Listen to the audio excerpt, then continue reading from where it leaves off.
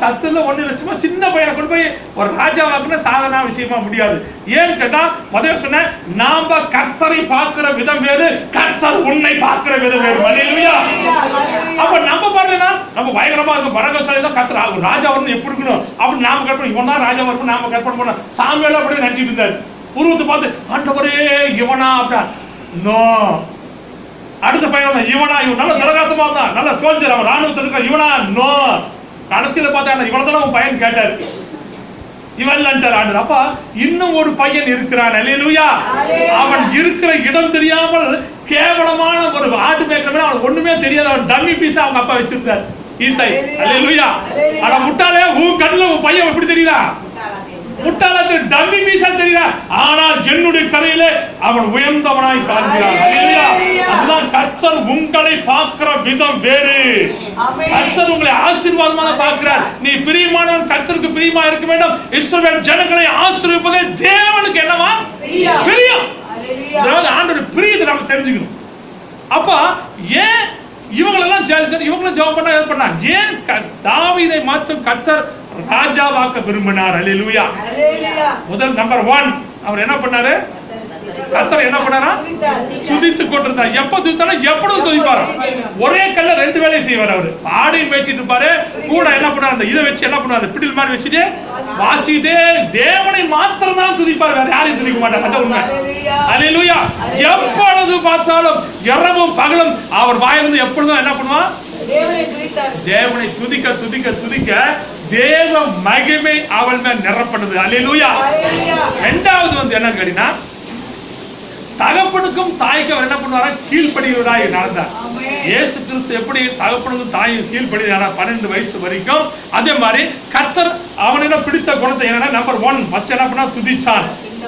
ரெண்டாவது என்ன பண்ணா? தாய் தகப்பனுக்கு கீழ்ப்படிந்தான். ஏன் கீழ்ப்படினா? எல்லாரும் இருக்குது, அவன் சொன்ன வேலையை சாப்பிட்டே ஆடு மேய்க்கதான லாய்க்கு. நம்ம டீச்சர்கள் என்ன பண்ணினா உடனே பள்ளிக்கூட கிளாஸ்ல பசங்க படிக்கல என்ன மேய்க்க போன்னு சொல்லுவாங்க. பொய் சொல்லாதீங்க. டேய் பண்ணி மேய்க்க போன்னு பஸ் சொல்லுவாங்க. மறுபடியும் குடும்பம் அது கூட என்ன இல்ல லாய்க்கு இல்லாத ஆளு பண்ணி மேய்க்கிறது உருப்படுவே மாட்டேன். பண்ணி மேய்க்கிறது என்ன பண்ணல லாய்க்கு இல்ல. அல்லேலூயா. அப்ப இவங்க பார்த்து இப்படி இருக்கு. ஆனா கர்த்தருடைய பார்வை வேறு விதமா இருந்தது. ஏன் அவர் தாவீதை கர்த்தர் உயர்த்தினார்? ஏன் கர்த்தர் தாவீதை ராஜாவா ஆக்கினார்? ஏன் கர்த்தர் கடைசி வரைக்கும் தாவீதோடு இருந்தார்? 3 பாயிண்ட் நோட் பண்ணீங்க. 1 என்ன சொன்ன? 3 பாயிண்ட் சொன்ன. ஏன் கர்த்தர் இருந்தார்? ஏன் கர்த்தர் உயர்த்தினார் தேர்ந்தெடுத்தார்? நம்பர் 3 நம்ம நோட் பண்ணீங்க. முக்கியமான சப்ஜெக்ட் தாவீதோடு கடைசி வரைக்கும் இருந்து ஆசீர்வதித்தார். அல்லேலூயா. அவர் மரணமே வித்தியாசமான மரண கர்த்தர் கொண்டு போனார். அல்லேலூயா. எவ்வளவோ யுத்தம் செஞ்ச போதிலும் தாவீதோடு கர்த்தர் இருந்தார். அல்லேலூயா. மோசேயோடு கர்த்தர் இருந்தார். அல்லேலூயா. இருந்தாருங்கிறது பெரிய கால, கடைசி வரைக்கும் இருந்து கொண்டு போனாருங்க பெரிய காரியம். அல்லேலூயா. நம்மளோட ஆண்டவர் பல வேளை இருக்கிறாரு. பல வேளை நம்ம ஆண்டவர் இல்லைன்னு சொல்லி ஆண்டவர் நமக்கு என்ன பண்ண அப்பப்ப சண்டை வந்து கர்த்தர் மோசேயோடு என்ன பண்ணாரு? இருந்தாருன்னு தான் நான் வசனம் தெரியும். ஆனா விஷயம் என்னன்னா கடைசி மரணம் பரியந்தம் கர்த்தர் மோசேயோட இருந்தார். அல்லேலூயா. இன்னைக்கு கர்த்தர் விரும்புகிறது நான் உன்னோடு மரணம் பண்ண உன்னோடு கூட இருக்க வேண்டும் என்று கர்த்தர் விரும்புகிறார். அல்லேலூயா. கர்த்தர் நம்மளோட இருக்கிறது பெரிய காரணம், விட்டுட்டு போறது பெரிய காரணம். கடைசி வரைக்கும் இதோ உலகத்தின் முடிவு பயந்தும் சகல நாட்களில் நான் உங்களோடு கூட என்ன பண்ணுவேன்? இருப்பேன் வாக்கு கொடுத்த ஆண்டவர். அல்லேலூயா. நீ கடைசி வரைக்கும் கர்த்தரோடு இணைக்கப்பட்டிருக்கணும். நீ இப்படி இருந்தா இணைக்கப்பட முடியாது. இப்படி இருந்தா கர்த்தர் உன்னை இணைச்சிடுவார். அப்ப கர்த்தரை நீ எப்படி இருக்கணும் கர்த்தர் எதிர்பார்க்கிறாரு? இணைந்து செயல்பட வேண்டும் என்று கர்த்தர் எதிர்பார்க்கிறார். அததான் தாவீது செஞ்சார். 3 காரியத்துல முதலாவது காரியம் கர்த்தரை துதிக்க கற்றுக்கொண்டார். துதிக்கனா சும்மா அறகுறையால எனி டைம் படுக்கிற தூக்கத்தை தவிர மற்ற வேற எல்லாத்தையும் எப்ப பார்த்தாலும் தேவன் என்ன பண்ணிட்டாரா? துதித்து கொண்டே இருந்தார். அந்த துதித்தனால என்ன பிரச்சனை, அவருக்கு என்ன லாபம் வந்துச்சு, என்ன அதிசயம் நடந்ததுன்னு கேட்டீங்கன்னா ஒரு விசை குளித்து கொண்டிருக்க போல என்ன வந்துச்சு? கரடி வந்துச்சு. நல்லா கவனிங்க. கரடியில ஒரு மனுஷன் ஜெயிக்க முடியுமா? இவன் சின்ன பையன். நாமளா இருந்தாலும் கரடி பார்த்து ஒரே ஓட்டம், ஐயோ ஆட்ட போட வேண்டி நான் உயிர் போட போறேன்னு சொல்லி போட்டான். இவன் எது நின்று ஓடினானா? அல்லேலூயா. எதிர்கொண்டு ஓடும்போது என்னாச்சுன்னு கேட்டீங்கன்னா, கரடி வரும்போது என்ன செஞ்சிட்டு இருந்தான்? கர்த்தரை என்ன பண்ணிட்டு இருந்தான்? துதித்துக் கொண்டிருந்தான். இப்ப அது துதிக்கும் போது என்னன்னு கேட்டீங்கன்னா, கர்த்தருடைய ஆவியானவர் அந்த பாட்டை ரசித்துக் கொண்டிருந்தார். அல்லேலூயா. அவன் மேலே வல்லமையாய் கிருபையாய் இருந்தபடினாலே, அவன் துதிக்கும் போது தேவ மகிமை அவனோடு இருந்ததுனாலே உடனே அவனுக்குள்ள ஒரு பயமே வரல. உடனே ஆவியானவர் அவனை வல்லமையாய் நிரப்பினார். எப்படி நிரப்பினார் கேட்டீங்கன்னா, உங்க வீட்டு நிரப்பு எங்க வீட்டு நிரப்பு இல்ல, 1000 மடங்கு வல்லமையை கொடுத்து நிரப்பினார். அல்லேலூயா. அந்த கரடிக்கு மேலாக ஒரு அபிஷேகத்தை அவர் மேல் வைத்திருந்தார். அல்லேலூயா. அந்த அபிஷேகம் பாருங்க, சமயம் வரும்போது கிரியை செய்ய ஆரம்பிச்சது. இப்ப துதிக்க துதிக்க தேவ மகிமையில இறங்க இறங்க, தேவ பிரசன்னத்துல இறங்குங்க.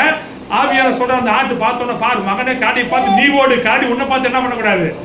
ஓடக்கூடாது. நீ கரடியிலும் பெரியவன், உன்னிலும் பெரியவன் நான் இருக்கிறேன்னு சொல்லி அந்த துதிக்க துதிக்க துதிக்க துதிக்க கர்த்தருடைய பிரசன்னத்துல இருந்தனால அவனுக்கு காண்டா மிருகத்துக்கு ஒத்த பலன் வைத்திருந்தார் ஆண்டவர். அல்லேலூயா. அந்த பலத்தோட பார்த்தோம்னா காடி பார்த்து ஓடி போய் தூய்ந்து போய் காடி எல்லாம் அடிச்சு கொண்டே விட்டான். நியாய பிரகாரம் யார் அடிக்கணும்? கரடி தான் அவனை அடிக்கணும். ஆனா என்ன நடந்த சூழ்நிலையை அவன் பார்க்காதபடி சூழ்நிலையை தலைகளாக கர்த்தர் மாற்றினார். அல்லேலூயா.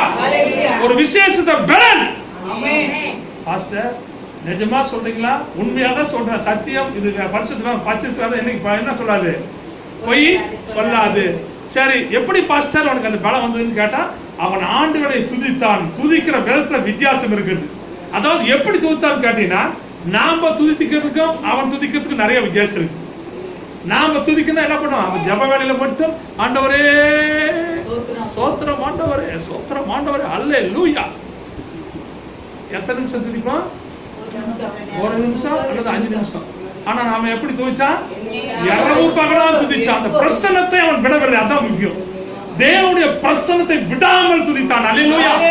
அப்ப துதிக்க துதிக்க உடம்பு சரீரத்துல என்னாச்சு? ஆன்மீக ஆத்மால ஒரு வல்லமை, ஆவியில ஒரு வல்லமை, சரீரத்துல என்ன பண்ணுச்சு?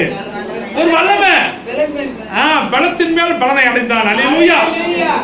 அப்ப அவன் துதிக்க துதிக்க துதிக்க என்ன நடந்ததுன்னு கேட்டீங்கன்னா, ஆண்டவர் அவன் மேல் வல்லமையா இறங்க ஆரம்பிச்சார்.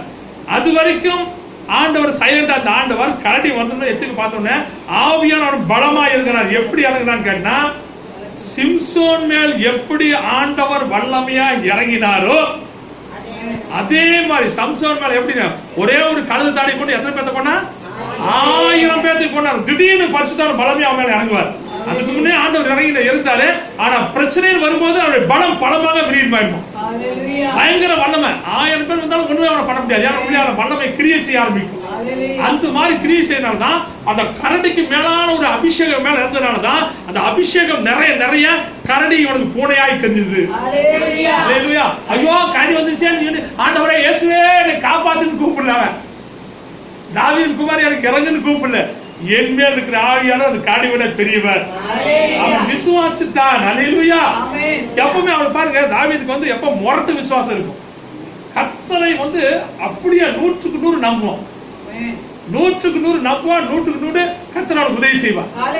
பல வேளையில நம்ம 100க்கு 100 காண்டவர் என்ன பண்றதில்ல, நம்ம நம்புறதே இல்ல. பாதி மனுஷனை நம்புவோம், மீதி டாக்டர் நம்புவோம். மற்றது பாஸ்ட் கொஞ்சம் அது கொஞ்சம் இது கொஞ்சம் எல்லாம் சேர்ந்து கலப்பட சாப்பாடா மாறிடுச்சு. அல்லேலூயா. அதனாலதான் சிறியானபடி ஸ்தோத்திரம் எப்படி இருக்குது? திருப்பி இருக்குது.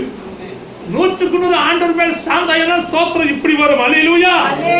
அததான் கர்த்தர், நீயும் ஆண்டவரும் இப்படி இணைந்து நடக்கும் போது எதிரில சாத்தான் உன்னை கண்டு அவன் வந்து பயப்படுவான். பிரச்சனை உன்னை கண்டு பயப்படும். அல்லேலூயா. ஆகையினாலே பரிசுத்தாவின் நாளை சொல்ற வார்த்தை என்னன்னு கேட்டீங்கன்னா, தாவீது நடந்தது போல நாமளும் நடந்தால் நம்மளையும் தாவீதினுடைய வல்லமையில நடத்துவார். இன்னைக்கு நீ ஆடு மேய்ப்பன், இன்னைக்கு ஒண்ணுல ஏழையா இருக்கலாம். ஆனா கர்த்தர் அவனை எப்படி தாவீதை உயர்த்தினாரோ அதே போல உன்னையும் கர்த்தர் என்ன பண்ணுவாரு? உயர்த்தியே தீர்வார். அல்லேலூயா. அது எந்த வித சந்தேகம் கிடையாது. அப்ப தாவீது என்ன செஞ்சார்? நம்பர் 1, தேவனை விசுவாசித்தான். தேவனை மாத்திரம்தான் விசுவாசித்தான். அல்லேலூயா. இதுதான் நமக்கு அவனுக்கு ஒரு விசுவாசம், ஒரு சண்டை, ஒரு பிரச்சனை, சின்ன கோடு. நம்ம விசுவாசம் எப்படி இருக்குன்னா, அப்பப்ப ஆண்டவர் மேல முழு விசுவாசம் வரும். சர்ச்சு வந்தாலும் விசுவாசம் என்ன ஆயிடும்? பாதி காலி ஆயிடும். ஆனா அவனுடைய விசுவாசம் அப்படி இல்லை. முழுமையா கர்த்தரை மாத்திரமே விசுவாசித்தான், கர்த்தரை மாத்திரமே நம்பினான். கர்த்தர் மாத்திரமே எனக்கு ஆறுதல், கர்த்தர் மாத்திரமே என்னை நடத்த முடியும், கர்த்தர் மேல் பாரத்தை வைத்து விடு என்று வைத்தான். அதனாலதான் கர்த்தர் அவனை உயர்த்தினார். அல்லேலூயா. இன்னைக்கு நாம் என்ன பண்ண, தாவீதின் செய்கையில் நாம் என்ன பண்ண, நம்ம விசுவாசம் போற என்ன பண்ண, டோட்டல் ஆண்டவர் மேல வைக்கணும். நீங்க வைக்கலன்னு ஆண்டவர் சொல்லல, வெச்சிங்கப்பா. அடிக்கடி வைக்கிறீங்க, அடிக்கடி என்ன பண்றீங்க, விசுவாசத்தை எடுத்துட்டு நீங்க வச்சுக்கிறீங்க. அதனாலதான் உங்களுக்கு தாவீது போல ஒரு பலம் கிடைக்கல. இன்னைக்கு ஆண்டவர் சொன்ன உபாசனால உன் விசுவாசத்தை கர்த்தர் மேல வச்சா வச்சதுதான். அவர்கள் கைவிட்டு பின்னிட்டு என்ன பண்ணக்கூடாது, பாதுகாப்பு. எந்த பிரச்சனை தான் கர்த்தர் பாத்துக்கணும். உன் விசுவாசம் தாவீதின் விசுவாசத்தை போல மாற வேண்டும். உன் விசுவாசம் தாவீதின் அபிஷேகத்தின் மேல மாறினா நீ வின்னர் ரன்னரா மாறிடுவ, ரன்னர்ல வின்னரா மாறிடுவ. அல்லேலூயா. அப்ப ஆண்டவர் தாவீதை ஏன் நேசித்தார்னா, தாவீது ஆண்டவரை மாத்திரம் நம்பினான், ஆண்டவர் மாத்திரம் விசுவாசம். யாரும் எந்த ஆலோசனை கேட்க மாட்டான். முதலாவது அதிகாலையில் ஏஞ்சி அவன் பண்ண வேண்டிய காரியம்னா ஆண்டவரை தேடினான். முதலாவது அதிகாலையில் என்னை தேடுகிறவன் கண்டடைவன். அவன் கண்டடைஞ்சான் தாவீது. ஒவ்வொரு நாளும் தேவ மகிமையை கண்ணார கண்டவன் தாவீது. தேவனும் அவனும் ஒன்றோடு ஒன்று ஃப்ரெண்ட்ஷிப் சகோதரன் நடந்து போன அனுபவம் உண்டு. அது பல அனுபவம் வந்து பைபிள் எழுதப்படல, ஆனா இதுதான் உண்மை. தாவீதோடு தேவதூதர்கள் எப்பொழுதும் உலாவிக் கொண்டிருப்பாங்க. அல்லேலூயா. அரிசுத்தவனும் இருப்பாரு, அவனுக்கு எப்போதும் தாவீதோடு தேவதூதர்களான பாதுகாப்பா ரெண்டு தோணு ஆண்டு வச்சுக்கிட்டே இருப்பான். அல்லேலூயா. அப்போ இதுல என்ன, தாவீது மறுபடியும் சொல்றேன், விசுவாசித்தான் தேவனுடைய மகிமையை கண்டான். நீ விசுவாசித்தால் தேவனுடைய மகிமையை காண்பா. இதுதான் சத்தியம்.